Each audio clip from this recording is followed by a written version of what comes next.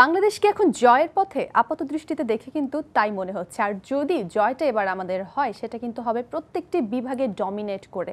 তবে ঠিক এই মুহূর্তে যে জায়গাটায় দাঁড়িয়ে আছে বাংলাদেশ, এখান থেকে কিভাবে কোন পথে এগোলে কোন স্ট্র্যাটেজি ফলো করলে আসলে জয়টা আমাদের হবে সেটা নিয়ে কথা বলবো। সবাইকে ওয়েলকাম করছি বাংলা প্রেজেন্স মিড উইকেটে। নীলহুরে জাহান আছি, সাথে সঙ্গে আছেন former cricketer Tareq Aziz Khan and sports journalist Fahim Rahman. Welcome both of you. So আমরা কিন্তু চমৎকার একটা খেলা দেখছিলাম, মানে আমরা স্যাটিসফাইড আসলে এরকম একটি ক্রিকেট দেখে। আলটিমেটলি বাংলাদেশ এবং পাকিস্তান দুটো দলেরই ভালো পারফরমেন্স দেখছেন, স্পেশালি বাংলাদেশ দল এবং আমাদের কিছু প্লেয়ার যাদের পারফরমেন্স দেখার জন্য আমরা মুখিয়েছিলাম। সো ফার কেমন দেখলেন? বাংলাদেশ চেষ্টা করবে যে যত গেমটাকে ডিপে নেওয়া যায়, যতক্ষণ আসলে ক্রিজে থাকা যায়, আরো একটা সেশন যদি কমপ্লিটলি ব্যাট করা যায়, ইনফ্যাক্ট আরো দুটো সেশন যদি ব্যাট করা যায়, সেটা গুড ফর বাংলাদেশ। সেক্ষেত্রে একদিন হয়তো পাকিস্তান ব্যাট করার চান্স পাবে। এক্স্যাক্ট টোটালটা বলা আসলে খুব ডিফিকাল্ট যে কত রান সেভ।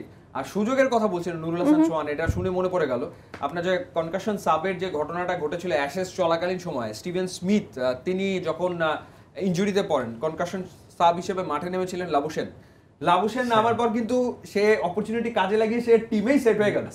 পরে কিন্তু দেখা গেল যে সে টিমে জায়গা পাকা করে ফেলেছে ওই কনকাশন সাব হিসেবে খেলতে নেমে, স্টিভেন স্মিথের জায়গায় খেলতে নেমেছিল। তো সেটা তো আসলে দেখেছি, এখন নুরুল হাসান সোহান করতে পারি কিনা, লেটস সি। Hope so.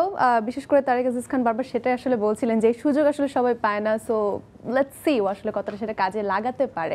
একটা ব্যাপার একটু বলি যে আজকে মুশফিকের আউট হওয়াটা এবং বলটাও কিন্তু খুব ভালো ছিল এবং আউট হতে হয়েছে, দুর্দান্ত স্পেন ছিল। আজকের সকাল সুইং ছিল, আজকের সকালটা কি অন্য দিনের সকালে থেকে একটু ডিফারেন্ট ছিল? মানে আজকে ফোর্থ ডে মর্নিং সেশন যদি বলি, সেটা বাকি 3 দিনের সকাল থেকে কতটা ডিফারেন্ট দেখেছেন উইকেট টেকিং এর ক্ষেত্রে? ডিফারেন্ট প্রথমত হচ্ছে যে বাবর আজমের ক্যাপ্টেন্সি আমার কাছে মনে হয়েছে যে মানে ফাস্ট বোলারদের আরো হয়তো বেশি ইউজ করা যেত, মানে সেই ব্যাপারটা আসলে মনে হয়েছে। আর রাইট, সো পাকিস্তানি ফাস্ট বোলাররা তারা আর্লি মর্নিং যে উইকেটের যে অ্যাসিস্ট্যান্স সেটা তারা নেওয়ার চেষ্টা করে, সেটাই আসলে নিয়েছে।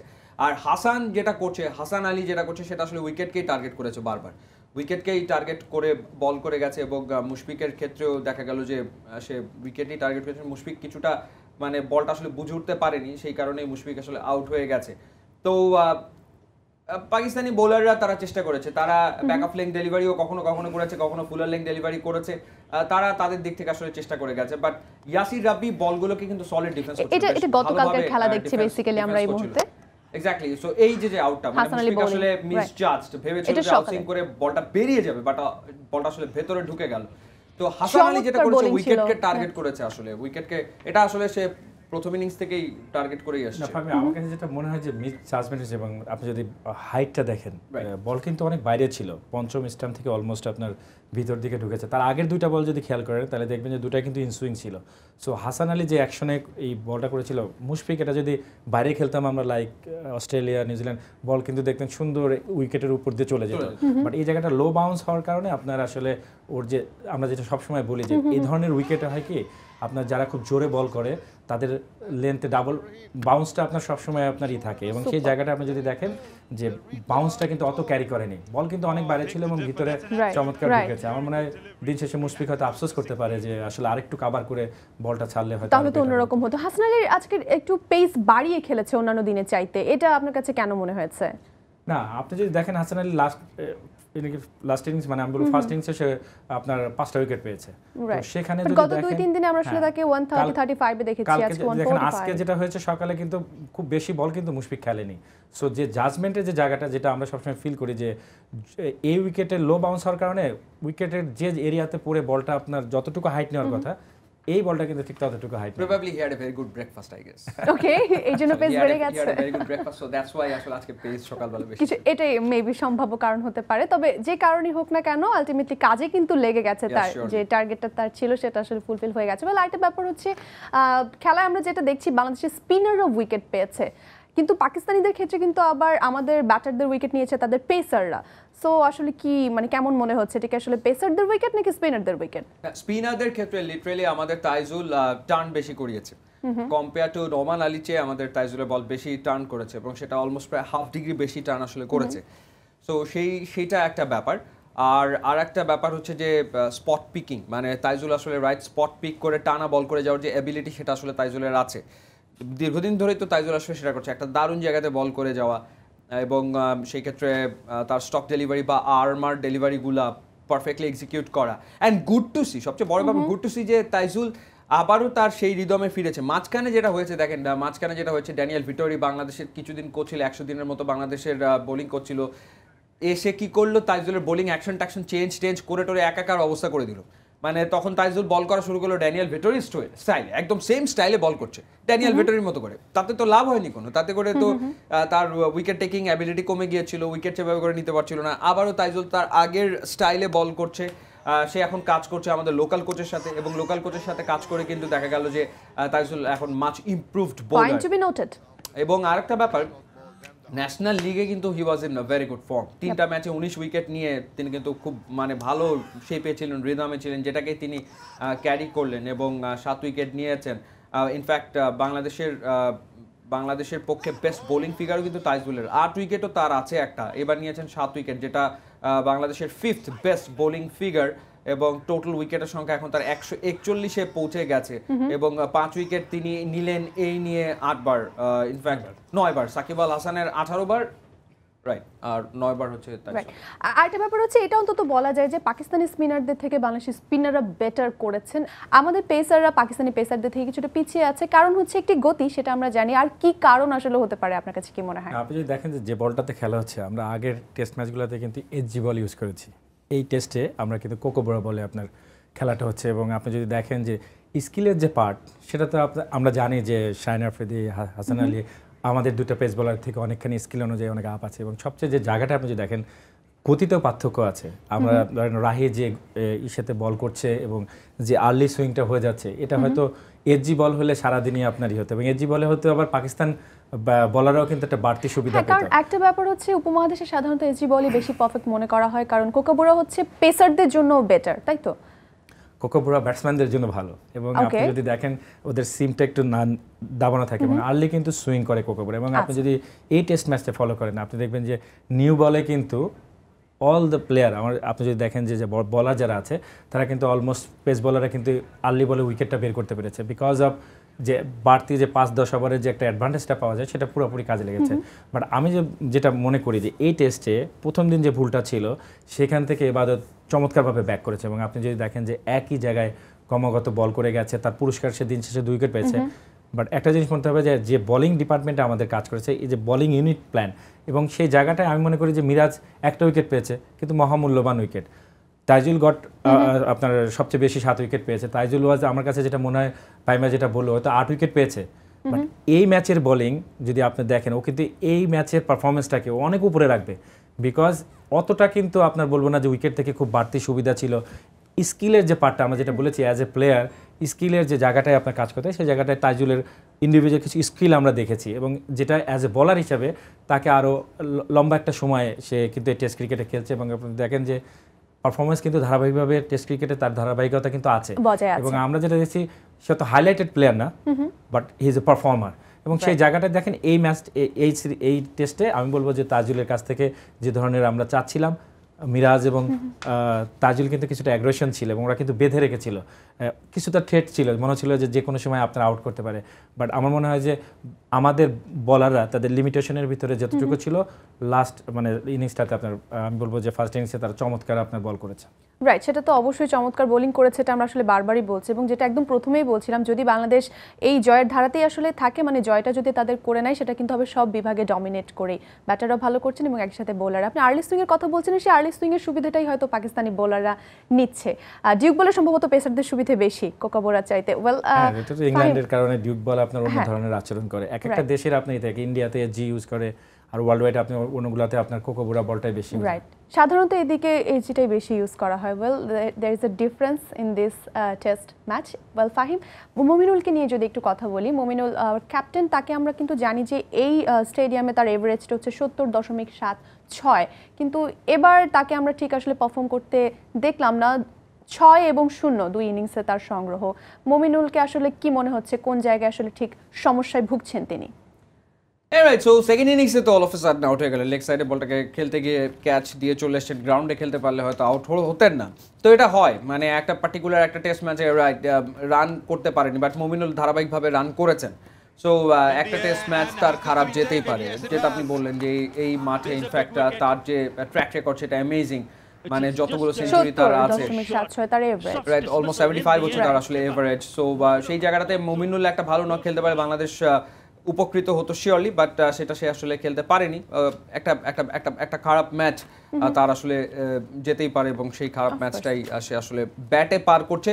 বাট দল হিসেবে বাংলাদেশ ভালো করলে আসলে সেটা আর খুব বেশি মুখ্য থাকবে না, মানে মুমিনুলের এই ব্যর্থতা ঢেকে যাবে যদি বাংলাদেশ দল যদি পাকিস্তানকে এই টেস্ট ম্যাচে আসলে হারাতে পারে। একটা ছোট্ট জিনিস অ্যাড করে যদি আপনি দেখেন, মুমিনুল কিন্তু আমাদের কাছে কালকে কিন্তু মনে হয়েছে সে অন্তত ক্যাপ্টেন্সি যে জায়গাটা রয়েছে সেই জায়গাটায় খুব ধৈর্যের পরিচয় দিয়েছে। আমরা যদি আগের টেস্টে দেখি একজন 3 ওভার করার পরে চেঞ্জ, শ্রীলঙ্কাতে যেটা হয়েছিল, বলারদের উপর যে ফেইথটা লাস্ট ম্যাচটাতে আমার কাছে মনে হয়েছে যে ও জানে যে আমার লিমিটেশন, মানে লিমিটেড বলার রয়েছে এবং লিমিটেশনে সে জায়গা থেকে ও কিন্তু কালকে অনেক ফেইথ রেখেছে বলারদের এবং উপর, আরেকটা এটা ব্যাপার আমার কাছে হচ্ছে অনেক আমার ভালো লেগেছে। বাংলাদেশের আপনার টেস্টের ক্ষেত্রে ক্যাপ্টেনরা কিন্তু দেখা যায় যে ফাস্ট বোলারদের উপরে খুব বেশিক্ষণ তারা আস্থা রাখে না, মানে দেখা যায় শুরুর দিকে আপনার 5-10 ওভার হয়ে যাওয়ার পরে স্পিন শুরু হয়ে গেল, স্পিন চলছে চলছে চলছে। শ্রীলঙ্কাতে যেটা আমরা খেলেছিলাম যেখানে মুমিনুলের বোলিং চেঞ্জটা এত কুইক ছিল যে একটা বোলারের টেস্টের বোলিং করছে অলমোস্ট 2 ওভার 3 ওভার পর পর চেঞ্জ, এই 3 ওভার করলো চেঞ্জ দেন চেঞ্জ, বাট এই ম্যাচটাতে ও অ্যাট লিস্ট অন্তত এবার ফাস্ট বোলারদের উপরে কিছুটা আস্থা রেখেছে, সেখানে দেখতে ভালো লেগেছে আমাদের কাছে। রাইট, এবং আরেকটা ব্যাপার হচ্ছে এই টেস্টে কিন্তু মুমিনুল সেভাবে অন্য সিনিয়র ক্রিকেটারদেরকে কিন্তু আর পাননি, মুশফিক ছাড়া কিন্তু আর সেরকম অন্য আগের সেই সিনিয়র প্লেয়াররা ছিলেন না। এটাও কিন্তু এক ধরনের পরীক্ষার টেস্ট ছিল ক্যাপ্টেন্সির জন্য, মানে পরামর্শ করার মতো সেই সুযোগটা তো এখানে একটু কম ছিল। ওয়েল, যাই হোক, সেই ক্যাপ্টেন্সির জন্য আপনারা বলছেন সফল। আরেকটা ব্যাপারও যোগ হলো যে সব বিভাগে ডমিনেট করা, যে ক্যাপ্টেন্সি তো আমরা আসলে স্যাটিসফাই। ঠিক এই মুহূর্তে আমরা যেটা দাঁড়িয়ে আছি এখন, আসলে প্ল্যানটা ঠিক কি রকম হতে পারে বা হওয়া উচিত বলে আপনার কাছে? না, একটা সেশন তো ব্যাট করতেই হবে এনি হাউ। আপনার ম্যাচের সিনারিওটা এমনভাবে আছে যে না আছে পুরোপুরি আমাদের দিকে, না আছে পুরোপুরি পাকিস্তানের দিকে। এখন যেখানে আছে যে জায়গাটায় সবচেয়ে বেশি আমরা খুব করছি যে লিটনের, আমরা যে লাস্ট ম্যাচ যেহেতু একটা বড় রান মেরেছে, এই ইনিংসটাকে সে আরেকটু ক্যারি করবে। নুরুল, আপনি যেটা বললাম, আমার কাছে মনে হয় যে সেই যে সুযোগটা সে পেয়েছে, এটার যদি যেটা বলেছে, আমরা জানি যে লেভিশন কিভাবে নিজেকে এস্টাবলিশ করে ফেলেছে। সো নুরুলের জানে যে টিমে ওর জায়গাটা কিন্তু এখনো পাকা না, সো ওর একটা বড় সুযোগ। যদি আমার কাছে মনে হয় যে এটাকে সর্বোত্তম ব্যবহার আমি পার্সোনালি ওর কাছ থেকে আশা করছি, যাতে এই টেস্ট ম্যাচের আমাদের হাতে যেন অন্তত বলারদের জন্য কিছু, আমার মনে হয় যে কিছু রসদ যদি দিয়ে দিতে পারে, তাহলে এই টেস্ট ম্যাচের সিনারিওটা অন্যরকম হবে, একেবারে অন্যরকম হবে। ফাহিমের কাছ থেকে শুনেছিলাম, আপনার কাছ থেকে, তাহলে যেহেতু এই যে সোহানের চান্স পেয়ে খেলার কথাটা এলো, রাব্বির ডেবিউটেন্ট ম্যাচ হিসেবে আসলে কেমন দেখেছেন তার পারফরম্যান্স? না, আমি যেটা বলেছি যে অনেক দিন ধরে অপেক্ষায় রয়েছি। ও যে ধরনের প্লেয়ার, ও কিন্তু শর্ট খেলতে পছন্দ করে, এবং আজকে কিন্তু যেটা হয়েছে, হয়তো রান করেছে বলে আমি বলছি না যে আপনার যদি লিটন কিন্তু লাস্ট ম্যাচ এই পজিশনে আপনারই করেছিল, টিম ম্যানেজমেন্ট 116 ওভারের উপরে আপনার ফিল্ডিং করার কারণে লিটনকে হয়তো পরে নিয়ে এসেছে। আল্লাহ না করুক কোনো কারণে যদি এটাতে না হতো, তাহলে এটা নিয়েও অনেক কথা হতো। বাট যে জায়গাটায় আমার কাছে মনে হয় যে ওকে আগে দেওয়াটা আমার কাছে পার্সোনালি ভালো লেগেছে, যে ওকে রেসপন্সিবিলিটিটা দেওয়ার জন্য ওকে আগে পাঠানো হচ্ছে। লিটনকে যেহেতু লম্বা সময় কিপিং করেছে, তো ওকে একটু রেস্ট দেওয়ার জন্য। বাট আমি যেহেতু সুযোগটা, এটাতে আপনার কিছু বলা নেই যে একটা বলার বাউন্সারে আপনার হয়ে গেছে, আপনার মাঠ থেকে বেরিয়ে গেছে, বাট তার আগ পর্যন্ত যতক্ষণ সে খেলেছে আমার কাছে খুবই, আমি পার্সোনালি আমার কাছে অনেক কম্প্যাক্ট মনে হয়েছে, এবং মনে হচ্ছে যে এটা একটা আমাদের জন্য একটা লম্বা রেসের ঘোড়া হতে পারে। রাইট, এবং আসলে সাধারণত যেটা হয় যে আমাদের এখানে ডেবিউ ম্যাচে যদি কেউ আসলে ভালো করতে না পারে, রান করতে না পারে, সেটা নিয়ে অনেক সমালোচনা ঝড় বয়ে যায়, এবং প্রথমে একটি তকমা লেগে যায় যে আসলে তো সে কিছুই খেলতেই পারে না। সো সেই একটা প্রেশারও কিন্তু রাব্বির উপরে ছিল, সেই প্রেশারটা নিয়েও আসলে হয়তো তিনি খেলেছেন। ফাহিম? রাইট, সো বাংলাদেশের ক্রিকেট খেলতে গেলে আপনার উপর প্রেশার থাকবে, এটা খুব অবভিয়াস ব্যাপার। মানে বাংলাদেশে আপনি যদি ক্রিকেট খেলেন, ইন্ডিয়াতে ক্রিকেট খেলেন, আপনার উপর প্রেশার থাকবে, প্রেশার নিয়ে আপনাকে ক্রিকেট আসলে খেলতে হবে, ব্যাপারটা এরকম আসলে। তো সেই জায়গাটাতে ইয়াসির রাব্বির সবচেয়ে বড় ব্যাপার হচ্ছে ন্যাশনাল টিমের সাথে অনেক দিন ধরে থাকছে, তো সো একটা সিচুয়েশনের সাথে অভ্যস্ত হওয়ার যে ব্যাপারটা থাকে, রাব্বির আসলে সেই ব্যাপারটা হয়ে গেছে। মানে ইন্টারন্যাশনাল ক্রিকেটের ফ্লেভার তো সে আসলে নিয়ে ফেলেছে। ইনফ্যাক্ট 6টা ক্যাচও ধরেছে, ডেবিউ হয়নি, মানে মাঠেও ছিল, ক্যাচও নিচ্ছে, টিমের পার্ট। তো ইন্টারন্যাশনাল ক্রিকেটের যে ফ্লেভারটা, সেটা কিন্তু আসলে তার নেওয়া হয়ে গেছে। মানে গুজবাম তার নতুন করে ফিল করার আর কোনো কারণ ছিল না। আজকে যদি মাহমুদুল হাসান জয়কে খেলানো হতো, জয় হয়তো বা সেই ব্যাপারটা ফিল করতো যে ওয়েল, ইন্টারন্যাশনাল ক্রিকেট শুরু হলো, আমার ক্যারিয়ার শুরু হলো, জার্নি শুরু হলো, জয় হয়তো ওইভাবে করে ফিল করতো। বাট ইয়াসির রাব্বি ন্যাশনাল টিমের সাথে লম্বা সময় ধরে থাকার কারণে তার আর ওইভাবে করে ফিল করার কিছু ছিল বলে আমার আসলে মনে হয় না, যেটা আসলে একরকমের একটা অ্যাডভান্টেজ। আর আপনি বলছিলেন যে নেক্সট সেশন বা তার পরের সেশনে আমাদের প্ল্যান বা কি হওয়া উচিত। দেখেন এখন প্রথমত হচ্ছে যে যত বেশি সময় উইকেটে বাংলাদেশ থাকবে তত আসলে বেটার ফর বাংলাদেশি বোলার্স, এই ব্যাপারটা মাথায় রাখতে হবে। কারণ হচ্ছে যে আপনার ব্যাটসম্যানরা যত উইকেটে থাকবে তারা যদি কিছুটা রানিং বিটুইন দ্য উইকেট করতে পারে, উইকেটে যদি কিছু দৌড়াদৌড়ি করতে পারে, কিছু রান টান যদি নেয়, যতক্ষণ থাকবে উইকেট কিন্তু ড্যামেজ হতে থাকবে। উইকেট ড্যামেজ হলে পাকিস্তানি ব্যাটসম্যানদের জন্য প্রবলেম, তাইজুলের জন্য ব্যাটার, মেহেদী হাসান মিরাজের জন্য ব্যাটার, কারণ এই দুইজনই আলটিমেটলি ফোর্থ ইনিংসে গিয়ে তো এই দুজনকেই বল করতে হবে লম্বা সময় ধরে। তো তাদের জন্য আসলে উইকেটটাকে রেডি করে দেওয়ার দায়িত্বটাও ব্যাটসম্যানদেরই কিন্তু, কারণ তারা যতক্ষণ উইকেটে থাকবে সেটাই আসলে উইকেটটাকে রেডি করে দিবে ফর দ্য স্পিনার্স। এক্স্যাক্টলি এবং সেই বাট আমার কাছে যেটা মনে হয় যে আসলে খুব সার্ভাইভ করে কিন্তু খুব বেশিক্ষণ আপনি করতে পারবেন, কিছু রান দরকার। পজিটিভ মুডের অর্থ এটা না যে আপনার যে একেবারে তুমি উইকেটে থাকো এবং করে খেলো, বাট কিছু রান না হলে এই ম্যাচ আপনি জেতাতে পারবেন না। এবং এই ম্যাচ জেতানোর জন্য যেটা বলেছি কিছু রসদ দরকার বলারদের হাতে। আমরা জানি যে এই পঞ্চম দিনের উইকেটটা আসলে ডিপেন্ড করবে আমাদের দুইটা স্পিনারের দিকে তাকিয়ে, যে তাদের হাতেই আসলে আমার কাছে মনে হয় যে টিমের জয় পরাজয়ের অনেকখানি অংশ আপনার এই দুজনের হাতে থাকবে, তাজুল এন্ড মিরাজের উপরে।